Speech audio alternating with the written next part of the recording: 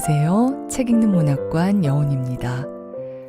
오늘 읽어드릴 책은 백신혜 작가의 어느 전원의 풍경입니다. 두 가지 걱정으로 골치가 아픈 부자가 있습니다. 그의 이름은 김상열. 걱정의 하나는 큰아들 부부의 문제이고 또 하나는 친구와의 돈 문제입니다. 그는 법을 잘 아는 친구에게 이 두 가지 고민거리를 털어놓으며 어떻게 해야 할지 의논하는데요. 과연 김상열은 이 친구의 도움으로 문제들을 속 시원하게 해결할 수 있을까요? 그가 이런저런 걱정으로 잠 못 드는 금음날 밤으로 함께 가보시죠. 백신혜 작가의 어느 전원의 풍경, 여운의 목소리로 들어보시겠습니다. 구독과 좋아요, 알림 설정으로 함께 해주세요.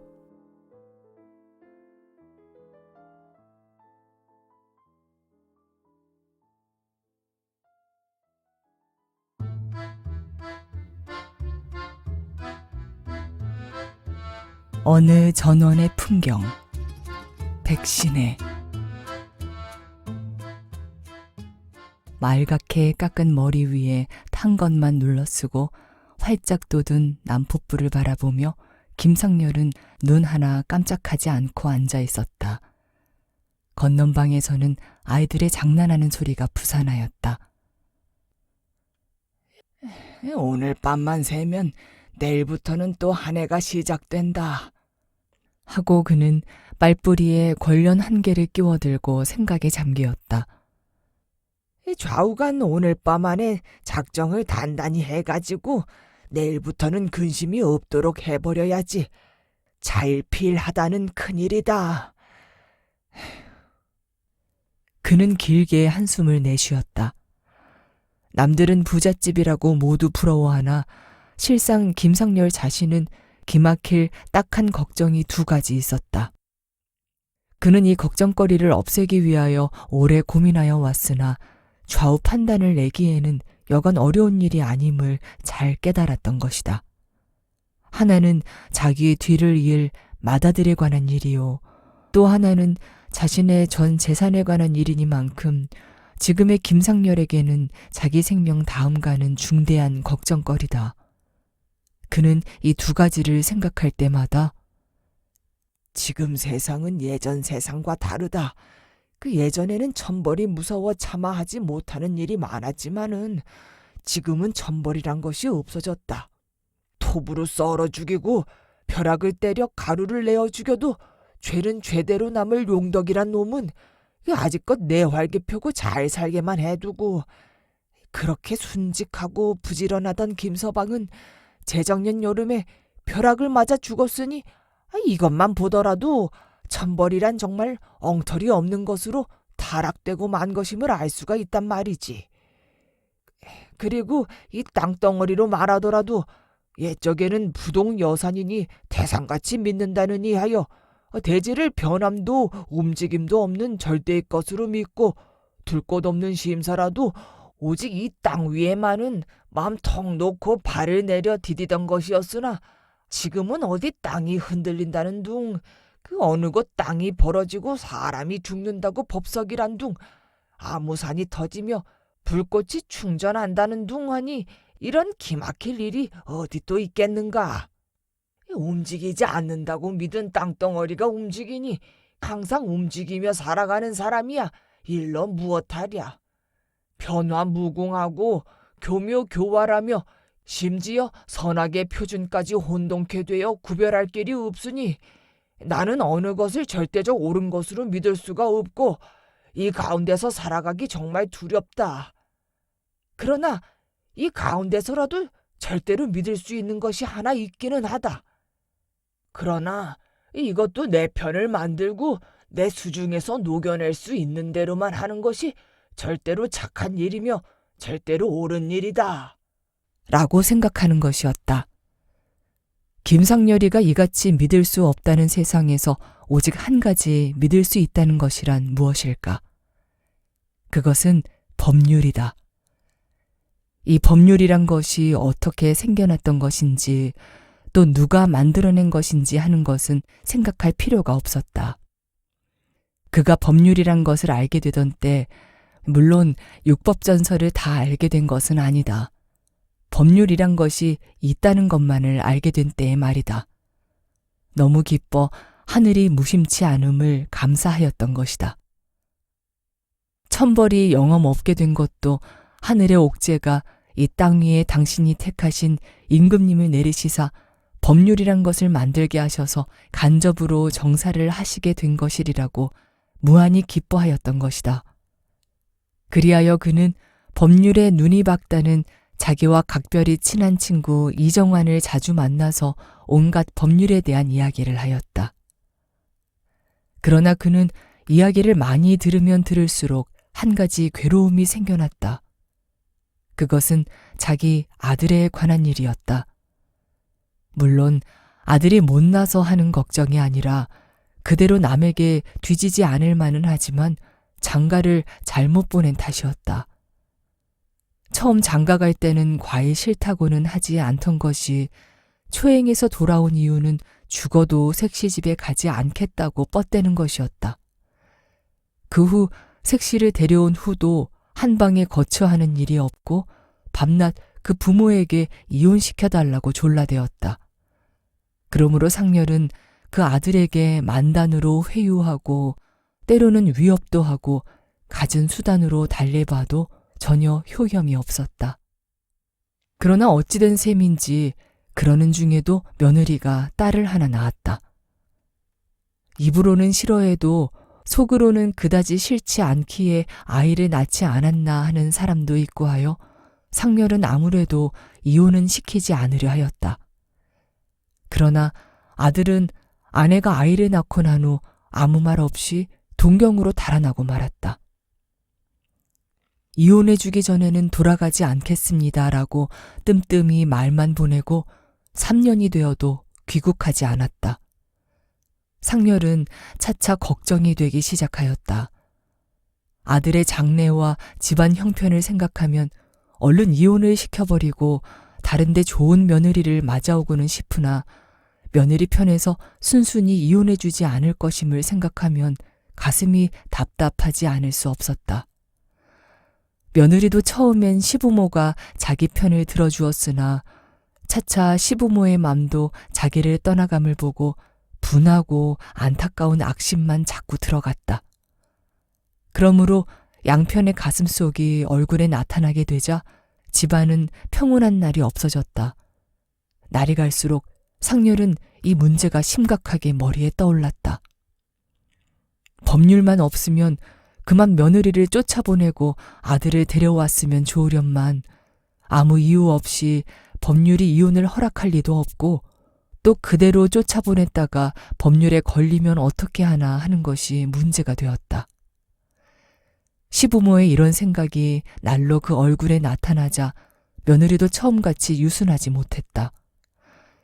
피차 시비가 심함에 따라 상렬은 그같이 기뻐하였던 법이란 것이 도리어 가증스럽게 여겨졌다.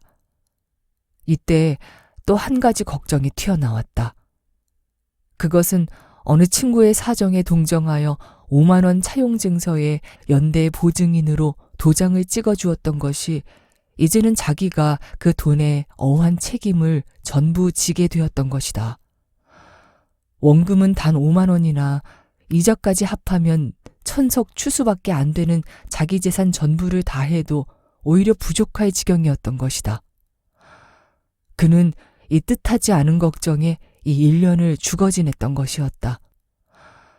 생각하면 이 두 가지 걱정이 모두 억울한 걱정임을 깨닫자 그의 초조함은 비할 데가 없었다.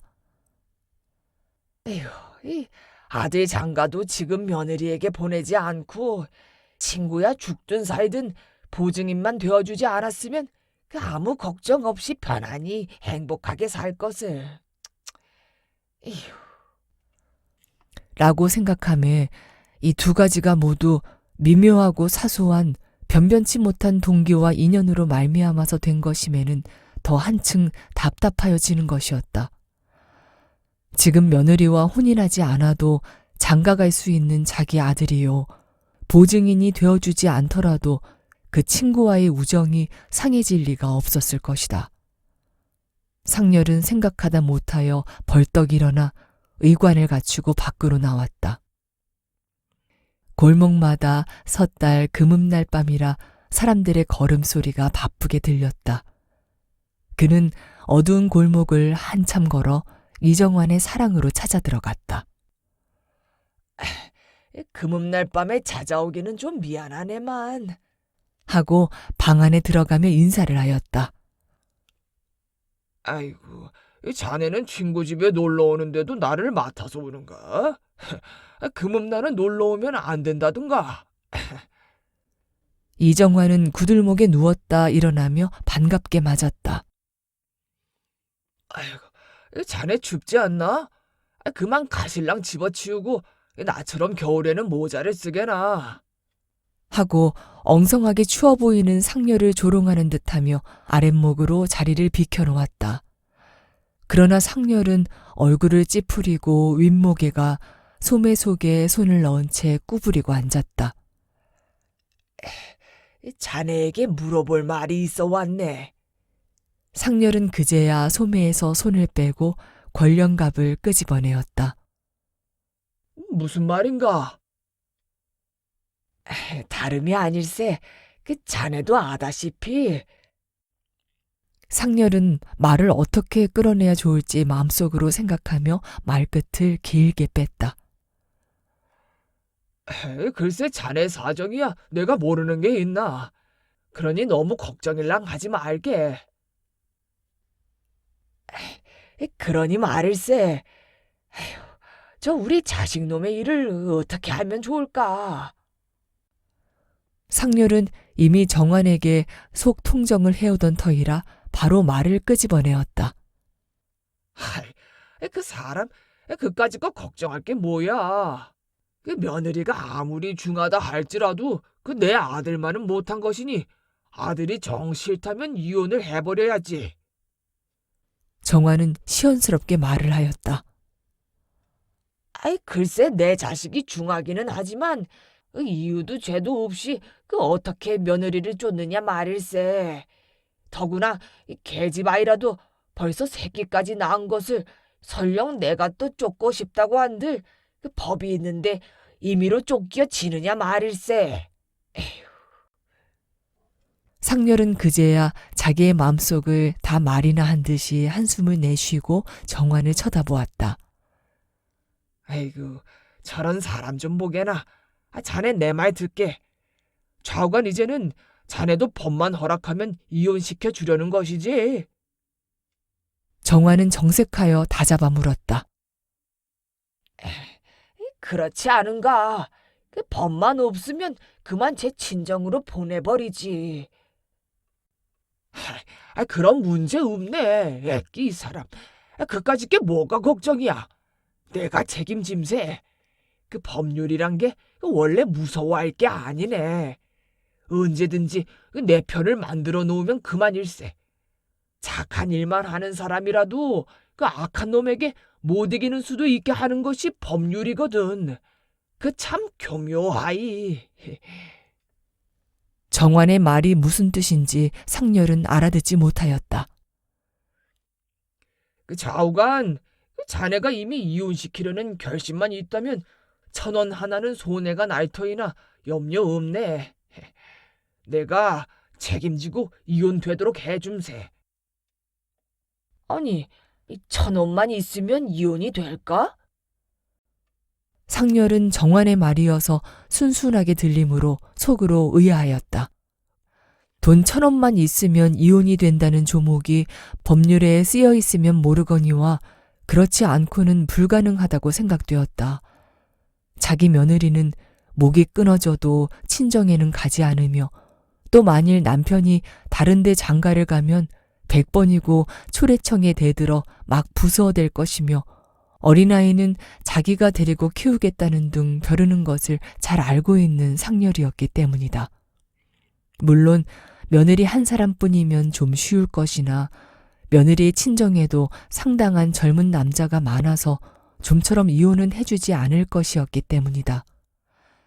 그러나 정환은 그까짓 이유는 말도 되지 않는다는 듯이 애끼 바보 같은 사람. 그 한 번 이혼만 해버리면 그만이지 무슨 상관인가. 쟤까지 것이야 그 뭐라고 시위를 한데도 염려 없네. 한 번 이혼한 후에는 그 자네 집에 무단히는 오지도 못하네. 잘못 행패를 하다가는 콩밥을 먹이지. 하고 잠옷 염려 없다는 듯이 우겨대었다. 아유, 그렇지만 그렇게 되나. 그 초래청에 대어들면 큰일이지. 상렬은 자꾸 염려가 놓이지 않았다. 아이고 여보게, 그 이혼하면 남남인데 남의 잔치에 대어들면 법률이 가만히 있나. 상렬은 그제야 고개를 끄덕끄덕하였다. 참, 그렇지만 이혼하기까지가 문제지. 하고 다시 정환을 바라보았다. 염려 없네. 내가 수단을 가르쳐 줌세. 좌우간 며느리를 잘 꿰어서 제 입으로 이혼하겠다고만 하도록 하면 그만일세. 하고 개교를 하나 가르쳐 주었다. 상렬은 그 말을 다 듣고 나니 그럴듯도 하였으나 사람으로서 차마 하지 못할 일이었다. 여보게, 그렇게 할 수야 있나? 하고 상렬은 입맛을 다셨다. 아이 사람, 지금 세상에는 어떠한 못할 짓을 하더라도 법률에 걸리지 않게만 하면 제일일세. 정화는 예사라는 듯이 말했다. 그것은 그렇게 한다고 하면 그만일세만 또 한 가지 있네. 상렬은 집에 가서 다시 더 생각해 보리라고 작정을 한 후 또 한 가지를 마저 꺼내었다. 무엇인가? 정화는 벽에 어깨를 기대어 앉으며 어떠한 어려운 문제라도 끌고 오라는 듯이 버티었다. 자네도 알지만 그 보증해준 5만 원 말일세. 반환기일이 5달밖에 남지 않았는데 어떡하나. 그까짓 것도 염려 없네. 내가 한 푼도 구경도 못한 돈을 멀쩡하게 갚아줄 바보가 어디 있는가. 자네는 그 돈을 갚으면 거지가 되지 않나. 나 같으면 그 돈을 내가 써 없이 했더라도 갚아주지 않겠네. 정화는 이 말을 듣고 놀라는 상렬을 비웃는 얼굴로 바라보았다. 갚지 않아도 배겨낼 수 있게 하는 법이 있는가? 있고 말고. 여보게, 그 농담이 아닐세. 누구는 농담인 줄 아는가? 당장에 안 갚아도 관계없게 해줌세. 그 예를 들어 말하자면 그 자네가 나에게 갚을 돈이 30만 원가량 있다고 하면 그만이 아닌가? 내 말을 잘 듣게. 만일 자네가 그 돈을 갚지 않고 있으면 돈 받을 자가 재산을 차불하지 않겠나? 그렇지. 여보게, 내 말은 그 자들이 차불하기 전에 자네가 한 푼도 없는 사람이 되어버리면 그만이 아닌가? 이 애기 사람 그만두게. 나는 정말 걱정일세. 농담은 그만두고 좀 생각해 주게. 상렬은 웃으며 정환에게 간청하듯 말했다. 누가 농담을 한단 말인가? 자세히 설명할 테니 들어보게. 그 자네가 거짓 증서를 하나 쓰거든. 어떻게? 30만 원쯤 자네가 나에게 차용한 것 같이 거짓 증서를 써가지고 그 내 앞으로 공정 증서를 낸단 말일세. 공정 증서? 옳지. 자네 재산은 전부 내 것이라고, 즉 30만 원 대부해준 까닭에 그 돈을 갚기 전에 자네 재산은 아무도 손대지 못하게 내 것이라고 공정증명서를 하나 해놓으면 그 누가 보든지 자네 재산은 내 것이 되어 있으니 아무 놈도 손을 못 대지 않겠나. 그래. 상렬은 감격하였다. 지금 세상의 법률이란 이다지도 교묘하며 이다지도 나를 위해 가진 법을 다 마련해 두었던가 하는 생각이 들었기 때문이었다. 상렬은 집에 돌아와 갓을 벗어걸고 큰 기침을 한 후 아가! 하고 크게 불렀다. 금음날 밤은 잠을 자면 눈썹이 샌다고 막내 아들과 딸들이 안방에서 떠들고 있었다. 두어 번 연달아 부르는 사이에 네, 하고 며느리가 사랑으로 달려왔다. 준비가 다 되었느냐? 네. 하룻날 제사는 일찍 모시게 해라. 그 세뱃꾼들이 오기 전에. 네. 금음날 밤인 탓인지 며느리의 대답 소리는 평소보다 부드럽고 공손하였다.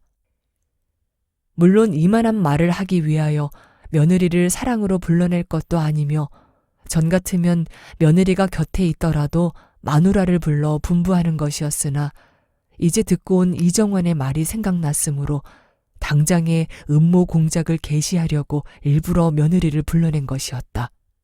그러나 며느리의 공손한 태도를 보매 그만 가슴이 턱 막혀졌다. 아가, 춥지 않으냐? 잠깐 누워 쉬어라.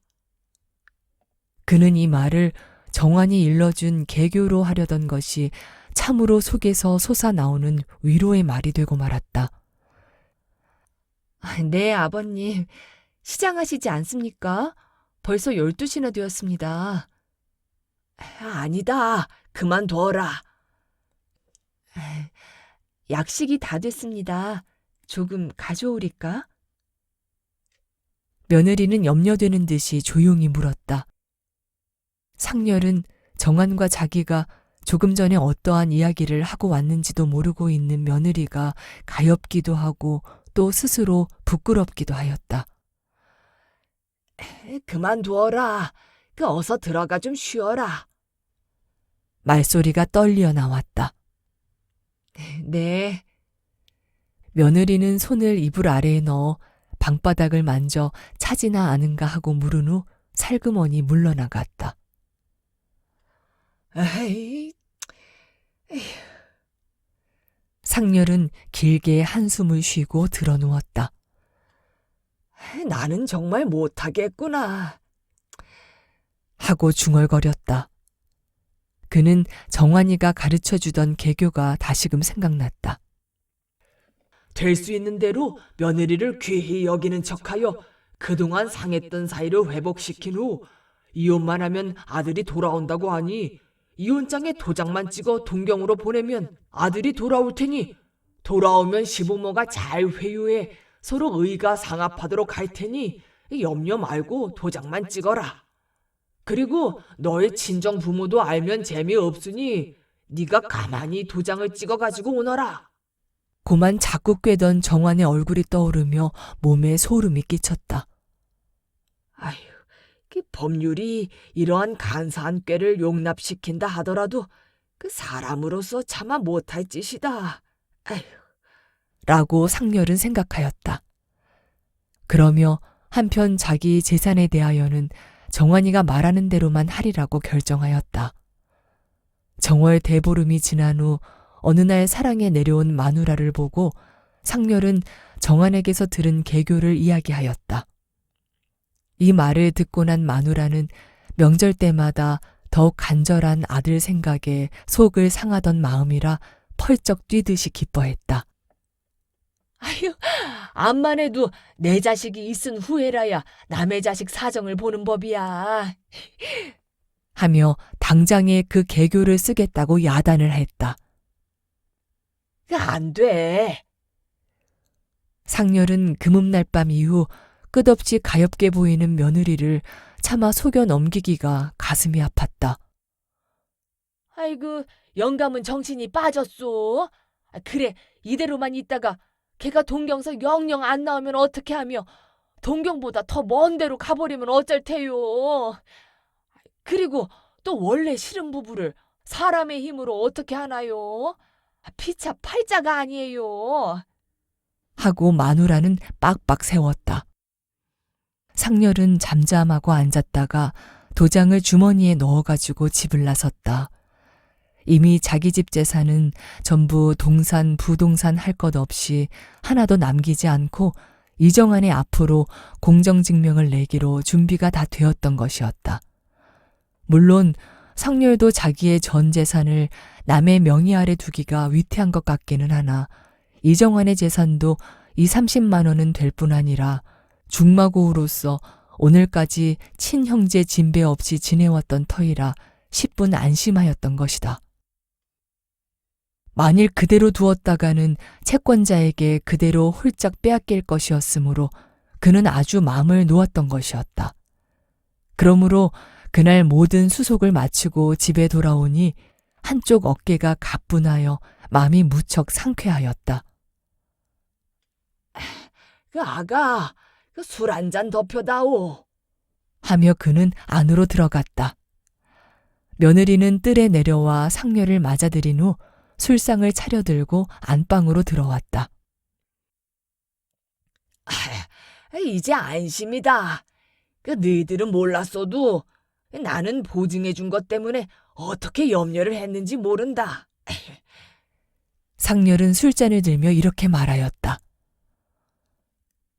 아유, 안심이라니 어떻게 된 셈이요? 마누라도 이미 그 보증해준 5만 원 까닭에 무척 애를 써오던 터이라 반기어 물었다. 이야기할 테니 듣소. 상렬은 정한과 그동안 해놓은 공정증서 이야기를 다 했다. 마누라는 자세히 듣고 나더니 만일 며느리가 장차 이혼을 당하고 나면 누설하지 않을까 두려운 듯이 상렬에게 눈짓으로 염려하는 표정을 지었다. 그러나 상렬은 요즘 그 며느리가 가여워 가슴이 아픈 터라 모르는 척하고 아가, 이제는 안심해라. 하고 연달아 술잔을 기울였다. 마누라도 지금까지와는 태도가 일변하여 며느리를 무척 중히 여기는 척하였다. 상렬은 비록 자기 마누라가 거짓으로 며느리를 사랑하나 며느리는 그 사랑을 참으로 받고 감격하여 공손히 받드는 것을 보매 도리어 마누라와 아들이 얄밉고 괘씸하였다. 아버님, 드릴 말씀은 아니올시다만 제 생각에는 염려가 됩니다. 하고 며느리는 상렬 부부의 마음속에는 무관심하고 의젓하게 입을 열었다. 에? 아니, 무엇이? 아무리 친한 사이시더라도 사람의 속을 어떻게 아실 수 있습니까? 그러하오면 전 가산이 이정환 씨 명의로 있게 되오니 염려올시다. 아무 증인도 없는데 아니올시다. 서로 증인이 있다더라도 벌써 법률적으로 뚜렷이 그분의 것이오니 그분이 만일 마음을 잘못 쓰신다면 어떻게 하겠습니까? 하고 며느리는 얼굴이 푸르러졌다. 상렬은 심황후를 만난 신봉사처럼 두 눈이 활짝 뜨인 것 같아 벌떡 일어났다. 아가, 네 말이 과연 옳구나. 그 법률이란 참 교묘하구나. 위에 위가 있고 아래에 또 아래가 있어 끝이 없겠구나. 만일 정환이가 거짓 증서 아니라고 하면 그만이지. 아유, 참 그래. 아유, 그러면 어쩌나? 아유, 참. 마누라도 펄쩍 뛰었다. 상렬은 바쁘게 정환의 집으로 달려갔다.